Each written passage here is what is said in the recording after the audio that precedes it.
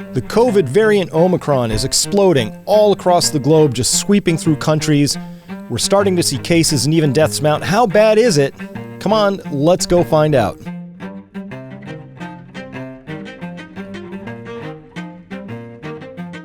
Hello everyone, Dr. Chris Martinson here, back with you. I'm wearing my red and my green because we're doing this on December 22nd. You can feel that Christmas spirit in my household.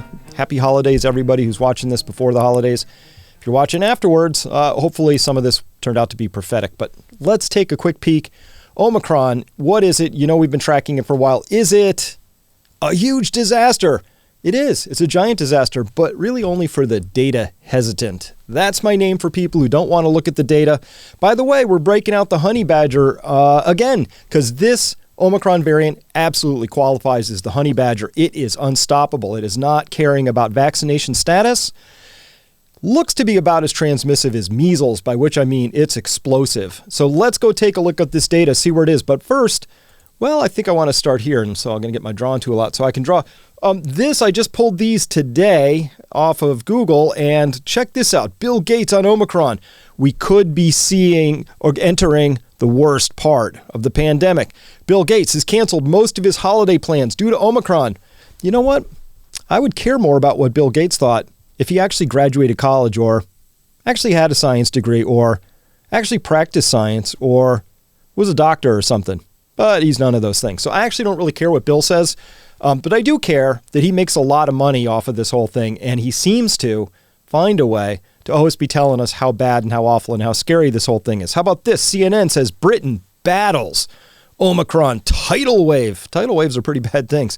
As infections double every 2 to 3 days and first death, singular, from variant is recorded. Below that, CNN, Omicron spreading fast. That's alarming, even if it is mild. No, it's actually, if it's mild, it's not alarming at all. We'll cover why in just a second. AP News, virus fears widen as Omicron variant takes hold across U.S. Pretty dim picture of a bunch of, cold-looking, blue lighting, masked up people. And then over here in my home state, Boston Globe says Omicron now dominant in Massachusetts. We asked experts if the recent COVID surge. So you can see the language here. This isn't cherry picking. This is what shows up when I just say Omicron variant and constrain the search to the most recent week. And it's just headlines like this. This is just what shows up. They're completely unwarranted. Here's why. Let's go there.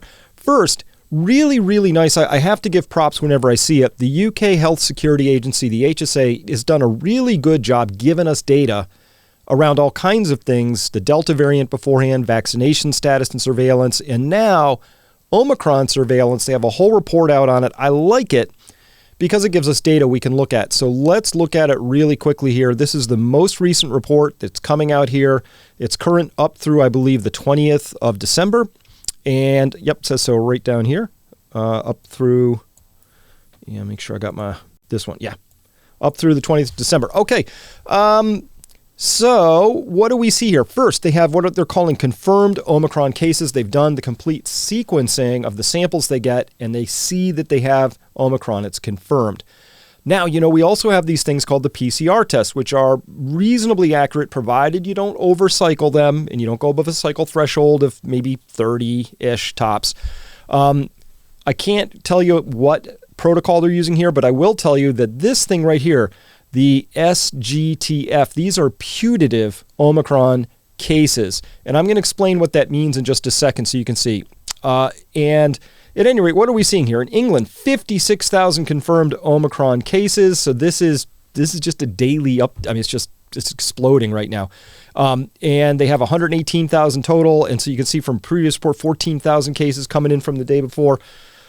Another 14,000 here. It's just massive, massive cases. So they're recording roughly, I don't know, I think it's closing in on 90,000 cases of COVID per day in the UK. As I'm going to show you from this report, the vast majority of those now, as in 3/4, are Omicron.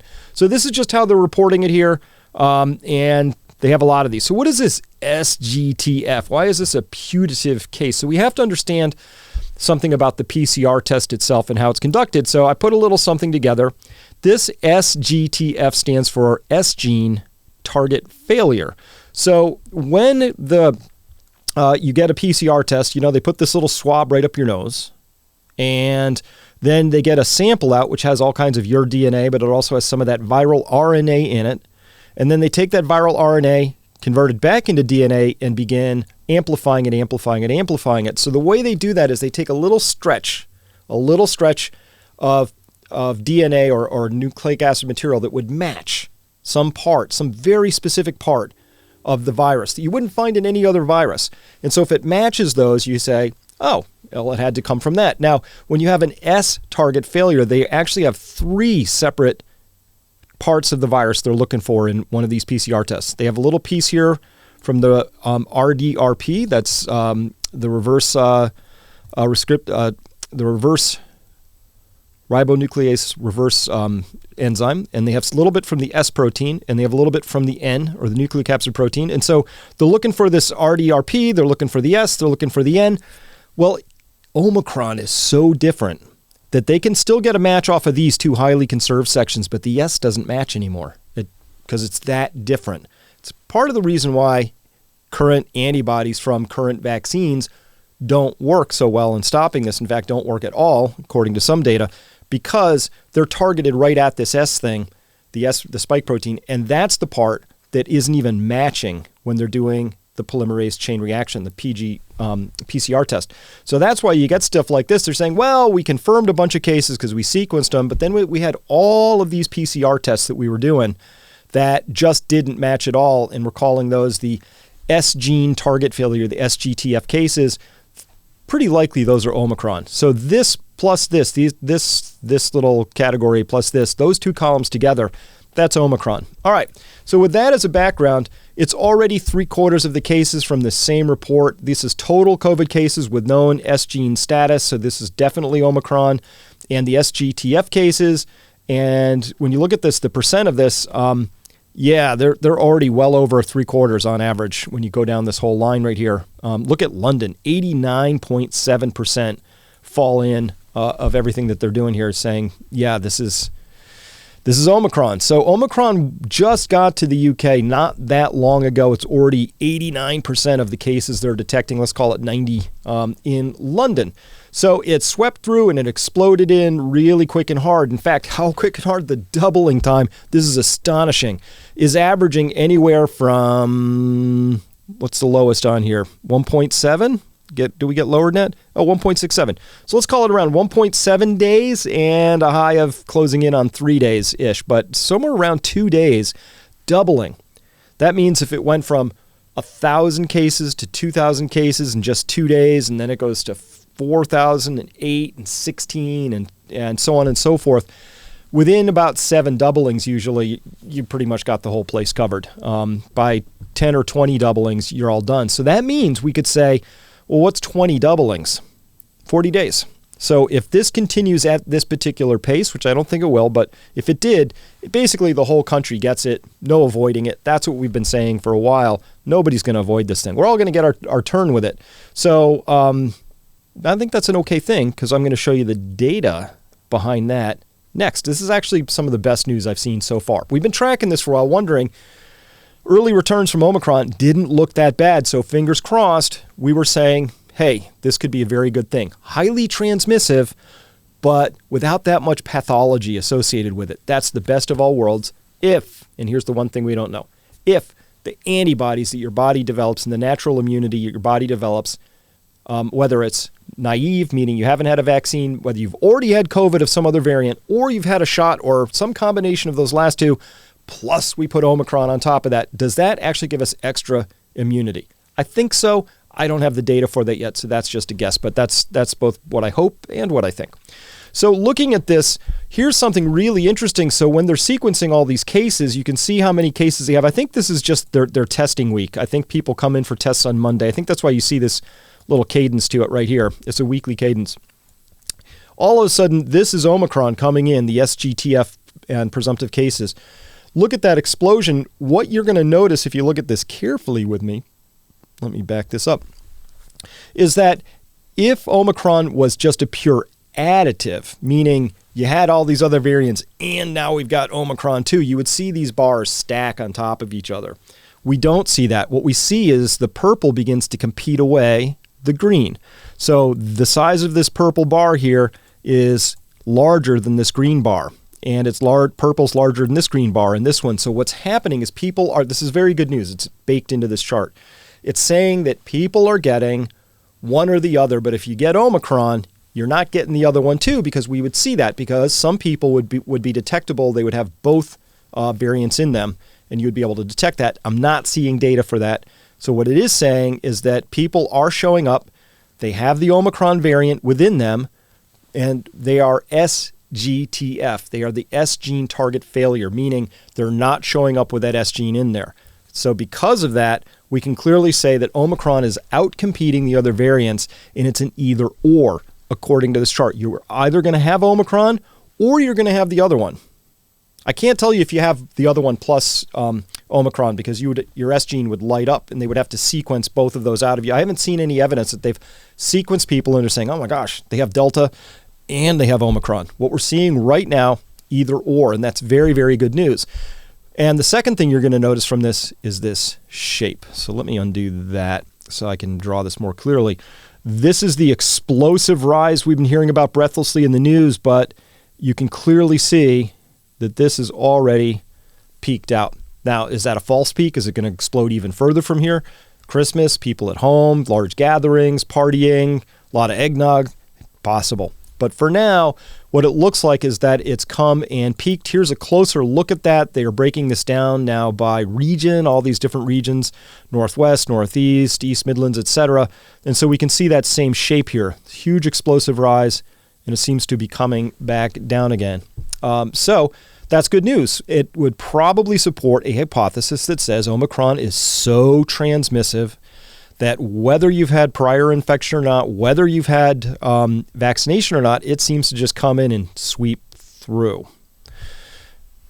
That's what we're seeing here so far. All right, now where else have we seen that? We're seeing that same behavior in South Africa, but we've got a little extra detail here, which is cool. This Delta wave was very bad.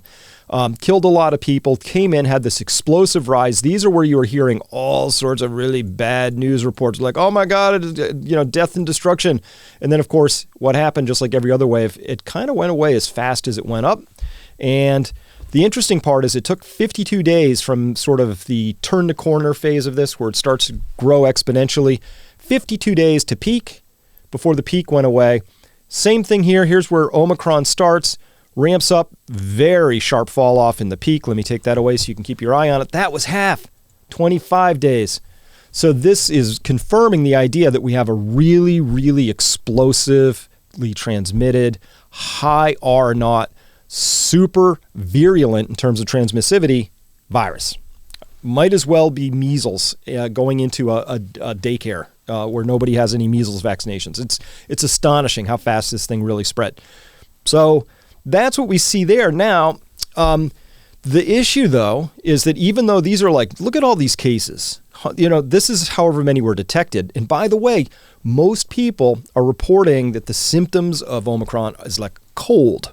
So a lot of people aren't even getting tested, but many, many people have caught this thing. And here we are a number of weeks into it. And on December 22nd, a recent report from Reuters says there are currently 129 people in the hospital with the Omicron variant of the coronavirus so far, and 14 people have died with it. Now, why am I emphasizing with? Well, you know why. All we know for sure is that somebody's in the hospital and they've been detected to have Omicron. Are they in the hospital because they had a stroke and then they also found out they had Omicron? Are they in the hospital because they fell off their bicycle? There are some people like that in this story, but look at how pathetically small, wonderfully pathetically small these numbers are. 129 and 14. This is nothing like what we were seeing during the Delta wave.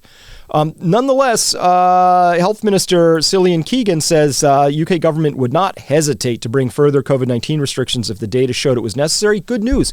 First crack in the narrative where we're seeing that they're saying, maybe the data isn't saying we need all these restrictions, because 129 and 14 people in the hospital are dying with COVID.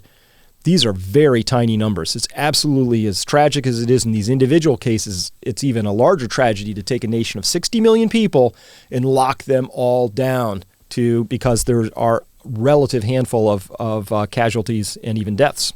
And again, with not of whole story there. We won't go back through that. You know that story.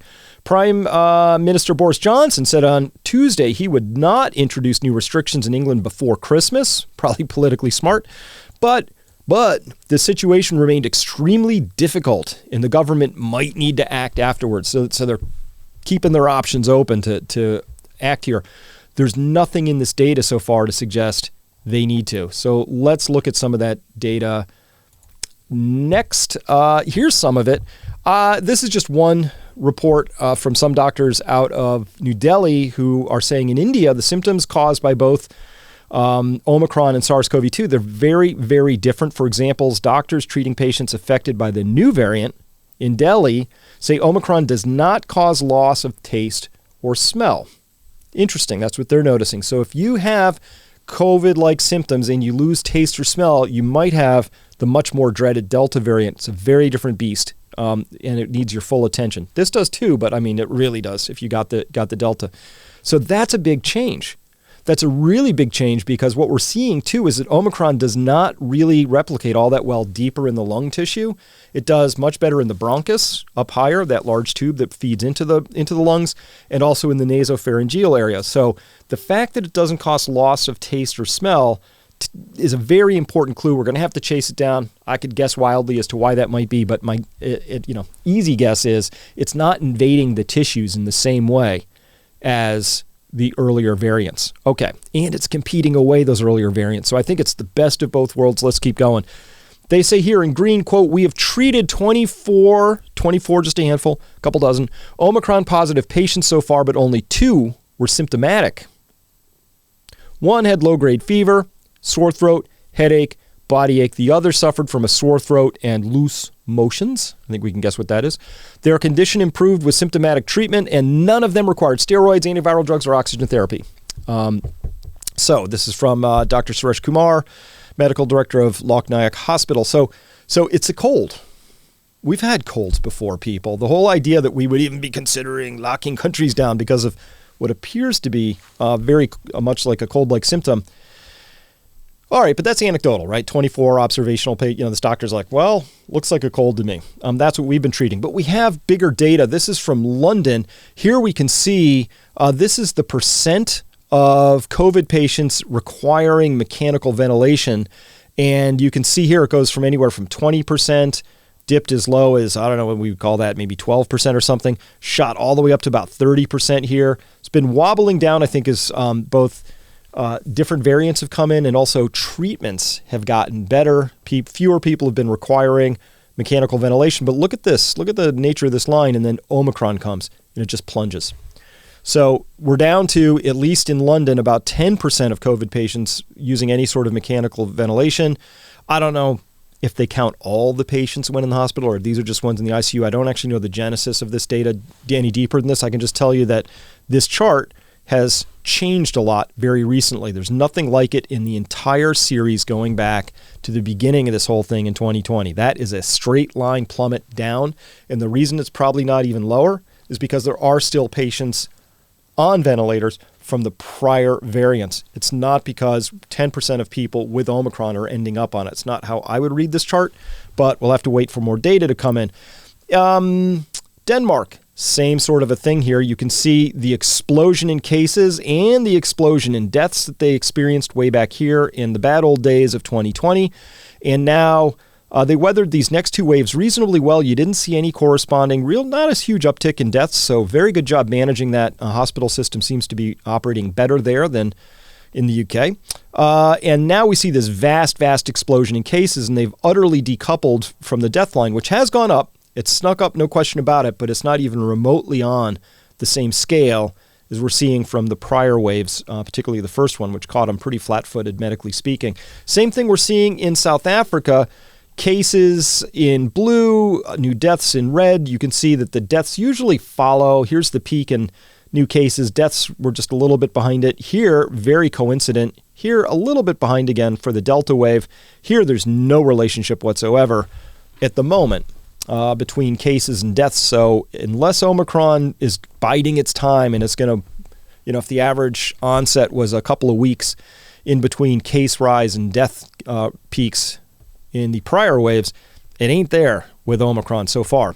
Is it going to be a month or 3 months down? We don't know. But for now, I will tell you that's unlikely. It's just it's not doing anything in terms of deaths. And as well as hospitalization, South Africa data says the median length of stay, which I put this behind, showed this to my subscribers a while back, and also put it up on Twitter. The median stay was 10 days, but in all the prior waves going back through time. And then it's 3 days now, and this is the median hospital stays only 3 days, so much milder. Whatever's sweeping through South Africa, which is the Omicron. And now that was the data. Now we actually have the headlines, which just came out today here. Omicron has 80% lower risk of hospitalization in South Africa. So that's what we're seeing there.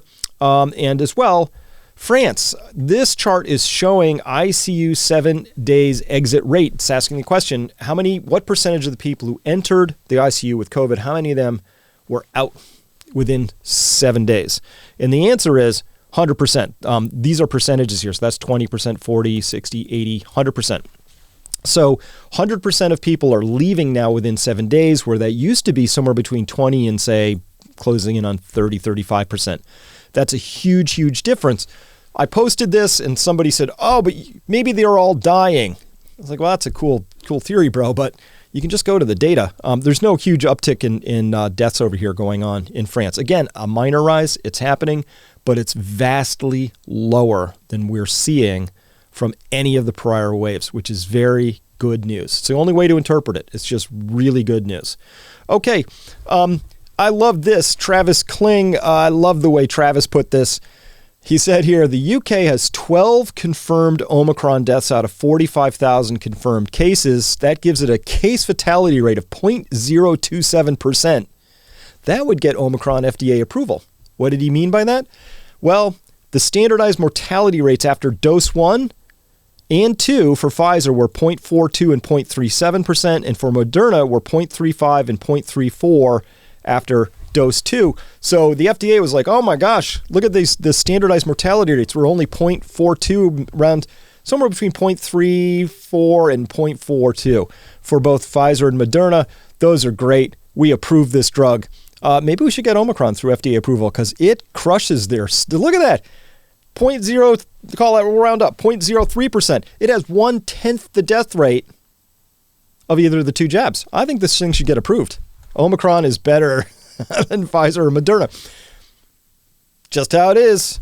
I like pointing out data when I see it. By the way, this is coming soon to a theater near you. This is a model. Models tend to be wrong a lot, but we're just going to look at this. This is over the next 3 months, and we're going here from no Omicron detected or detectable, so 0 to 0.1% incidence, all the way on up to 90 to 100% incidence. 100% means everybody's had it.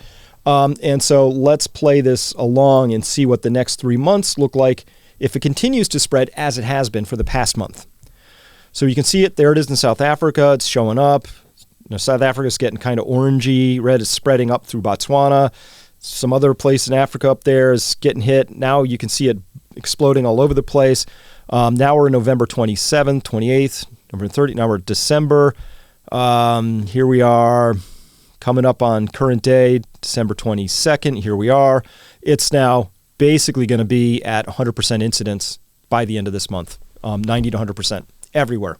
It is the most explosive spread I've ever seen. I've never seen a virus do anything like this. Maybe we just haven't tracked them before. I don't know. But I've never seen anything like this. So best of all worlds, this is the most explosive, virulent thing you can imagine.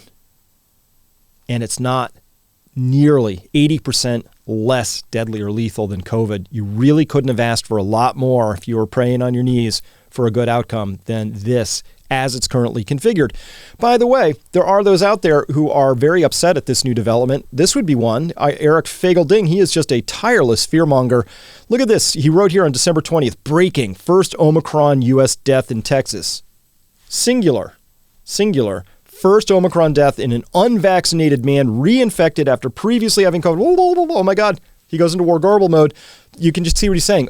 all these unvaccinated people, even if they've had previous infection, they're going to get crushed because he really likes the vaccine only. He's never been a proponent of early treatments. He's never been a proponent of using terrain boosting things like vitamin D, etc. That's not his thing. He likes the vaccines only. So he goes out and very carefully finds model places and anecdotes where, in this case, an unvaccinated man was reinfected and he died. And then he says, following up on that a few days later, there will be countless more of these stories in the coming months, if these models are correct. It's very sinister sounding, right?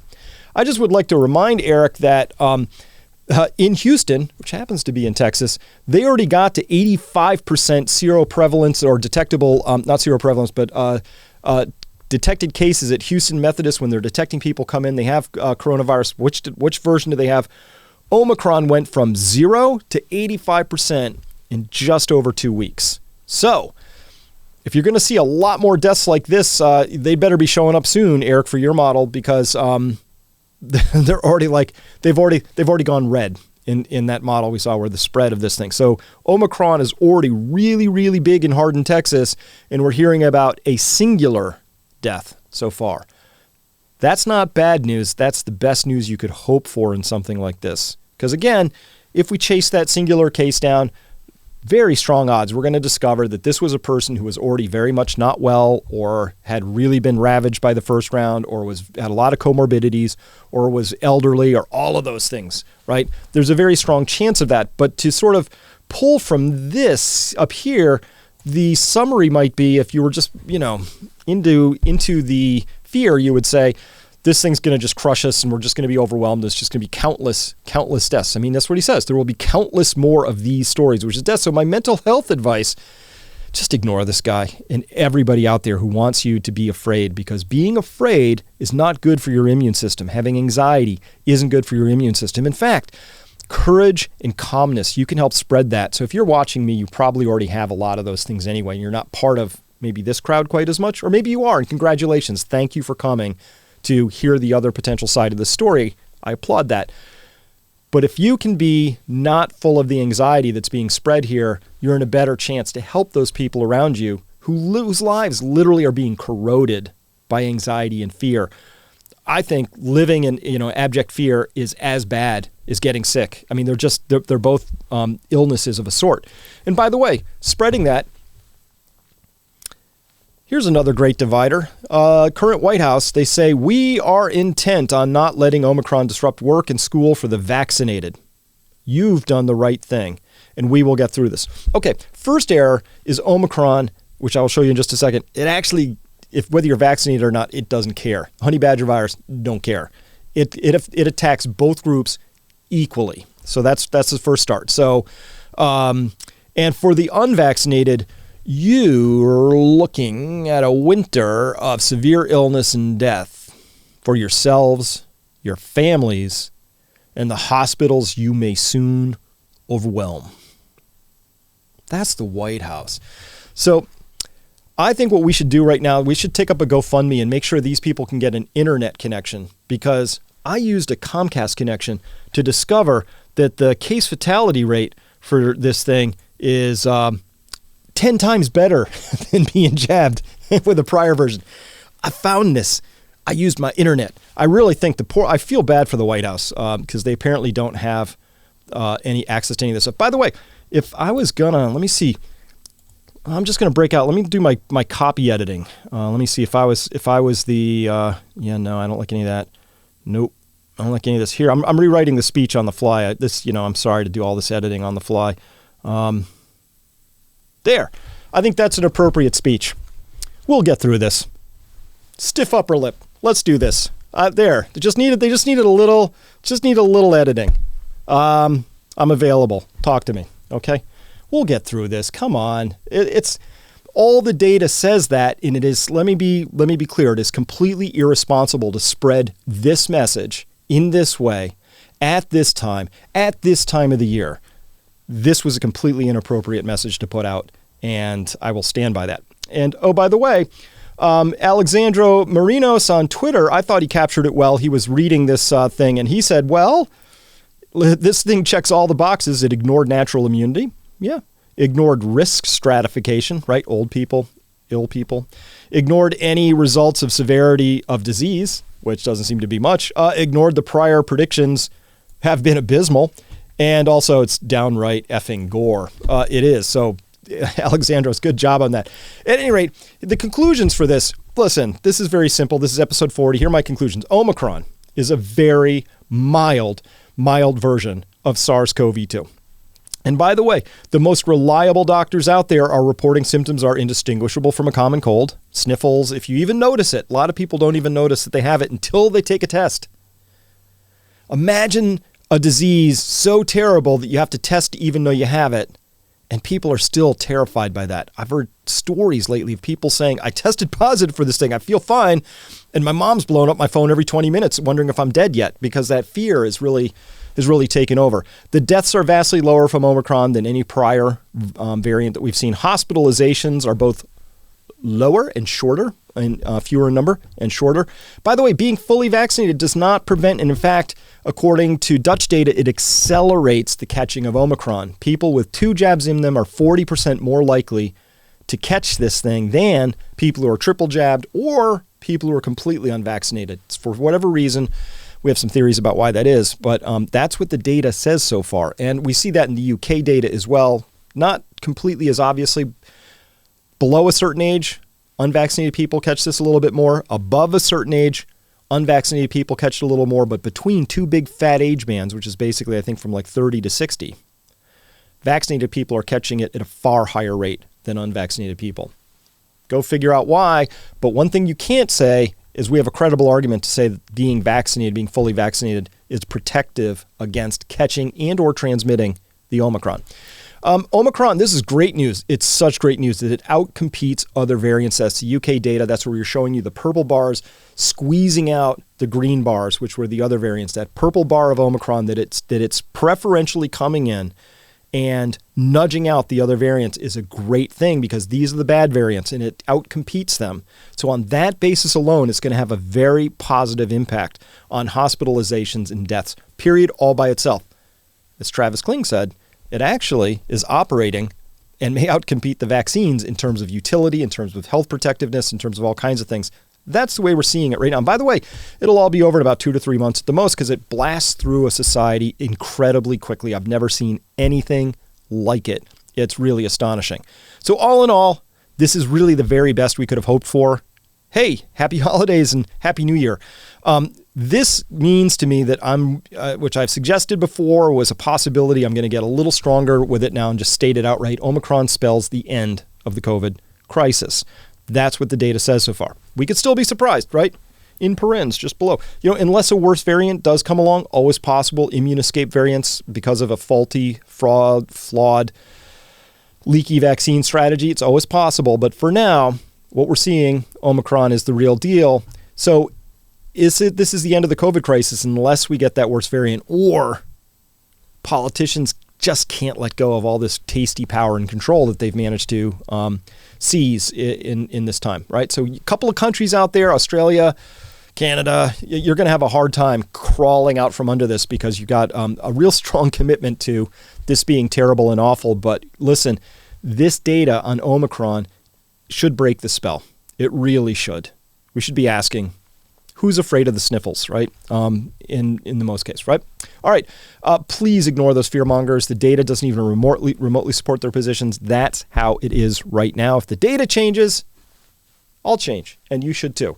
But for now, the data is coming in and confirming and reconfirming every week or day that ticks by without some mysterious explosion in illness or morbidity around this disease, around Omicron, the better it all looks. So we are pretty deep down in this story right now. We're a month in, and we don't see that. Pretty solid saying this thing is over. So I strongly recommend that the fear-mongers just stop. That's the media. Media, time to catch TF up on this whole story. Please, you can start putting out articles. By the way, I've seen a few media outlets start to do this, saying things like, does Omicron spell the end? But most of them are really hyper-committed, particularly those that we'll call them the blue checkmark media, the ones that really seem to be wrapped into the power structure, are having a hard time letting go of that old fear narrative. And I really wish that they would. By the way, This is for your little survival media. The longer you do this, the more people you're going to lose. And when your readers find out how badly you misled them and then how slow you were to catch up to the true nature of this story, I think the more people you're going to lose. And I mean lose, like I'll never subscribe to you again. Sorry, right? So little pro tip there. And politicians, politicians, you got to stop this. You got to stop locking people up and ruining economies. You want to ruin somebody's economy and, which does extraordinary damage, you better have a darn good reason for that. And again, maybe people will or will not notice and may not be in a mood to reelect you if that happens. That's what I see coming. So there's lots we can do about this. The first thing is I'm not so convinced that these politicians are going to release their hold on things, which is why I want you to save a couple of dates. First, we're holding an annual seminar, Peak Prosperity. My company, we hold a great seminar. I'm so excited this year. Look who we've got coming this year. They're going to be presenting virtually. You'll have a chance to ask live questions and answers. This is a live virtual event. So you don't have to get up and travel and do all sorts of crazy things like that. You can sit in the comfort of your home. This is Saturday, Sunday. It will be recorded, so if you sign up, you can always watch it at whatever pace you want. But if you show up live, there's a chance to be asking questions of all these amazing people here. So if you go to this URL down here, you can find out more about it and really what the agenda is and what each of these people is going to talk about. Save the dates, plural, because there's another date coming up, January 23rd, which is on Sunday. I'm going to let you read these words off of here. I'm going to tell you that there's something fun showing up on that date. And there's a lot of great people who are involved in this thing as well. And it's time for the United States to join the rest of the world in saying, hey, enough. And we're peaceful people. We're ready to get back on with our lives and ready to make that known. So this is an extraordinary event. I'm getting cagey about it because you wouldn't believe the amount of censorship that's already come down around this concept. So I'll just leave it at that. Hey, that's all I have to tell you today. Reminder, there's always a part 2 to this. And in part 2, I'm going to be going over a little bit more about exactly why I think this whole thing developed the way it did, who was really responsible for this thing developing. And by the way, as you know, I don't believe this was an organic incident. This virus did not come from nature. 99.99% sure about that. Came out of a lab, and then a bunch of people did use it for their own power and benefit and other uses. So we should talk about that because it has a lot of implications for how the future is going to unfold. So that's what we're going to talk about in part 2. You can come by Peak Prosperity. That's playing right now. If you click up on this link over my shoulder here, that'll get you there and you can join the conversation. We'd love to have you there. But first, if you're interested in the seminar, check that out because we've got a great bundle deal for people who want to both join and would like to attend the seminar. Really good thing for you to check out there. All right. That's all I have for now. And I'm just going to wish you Merry Christmas, absolute best of holidays. Have a really happy new year. Good news, Omicron is spelling the end of COVID so we can get back on with our lives. Best news I've had in a long time. All right, we'll see you later. Bye-bye.